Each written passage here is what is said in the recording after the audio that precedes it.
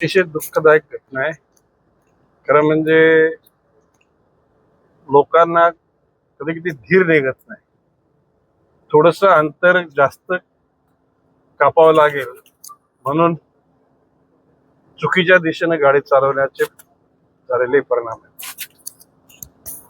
खरं म्हणजे ती वाळूने भरलेला कंटेनर नाही तर त्या अंगावर पडल्यानंतर ऑन द स्पॉट 11 लोकांचं निधन झालं आणि येता येता 2 लोक गेले. आता अजून 2-3 लोक अत्यावस्थ आहेत. परंतु या वेदांत हॉस्पिटलचे प्रमुख डॉक्टर माने यांनी अतिशय कर्तव्य बुद्धीनं त्या ठिकाणी लोकांची सेवा करायचा प्रयत्न केलेला आहे.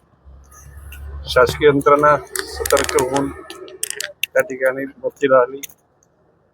माननीय खासदार सावरा,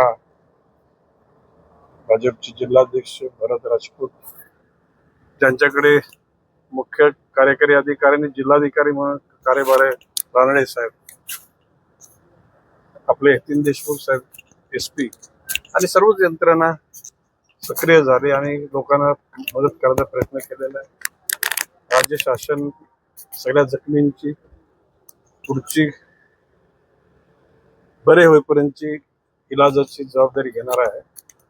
माननीय मुख्यमंत्र्यांनी ट्विट केलेलं आहे. मृतांच्या नातेवाईकांना 5 लाख रुपये देण्याचं त्यांनी घोषित केलं. तर म्हणजे असे अपघात घडू नये त्याच्यासाठी दक्षता घेण्याची गरज आहे.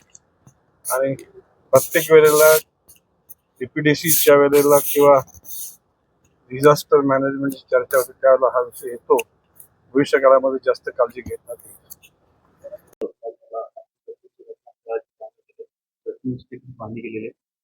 काय माहिती आहे आपल्याकडे?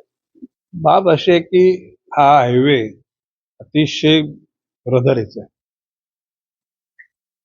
एकूणच त्याला अवेअरनेस लोकांना जशी नियमाची कायद्याची माहिती देण्याची अधिक गरज आहे. कुठेतरी थोडं जास्त अंतर चालावं लागेल म्हणून शॉर्टकटने जाण्याचा प्रयत्न केला आणि हा अपघात झाला. दुर्दैवी अपघात. ऑन द स्पॉट 11 लोक गेले, नंतर आता 2 गेले.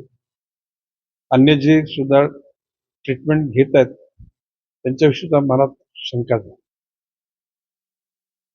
वेदांत मेडिकल कॉलेजचे प्रमुख डॉक्टर माने यांनी अतिशय चांगल्या पद्धतीने त्या ठिकाणी ट्रीटमेंट चालू ठेवलेली. माननीय खासदार सावरा,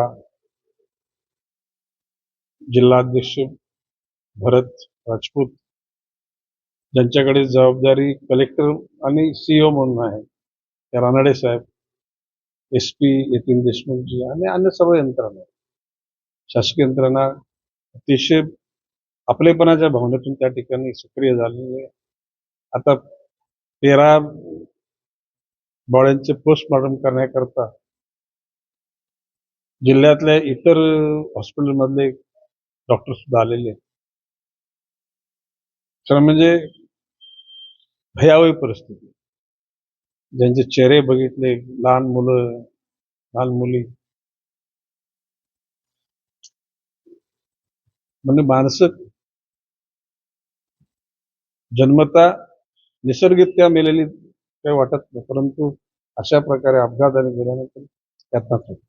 शासकीय काही मदत माननीय मुख्यमंत्र्यांनी मृतांच्या नातेवाईकांना 5 लाखाची मदत जाहीर केलेली आहे.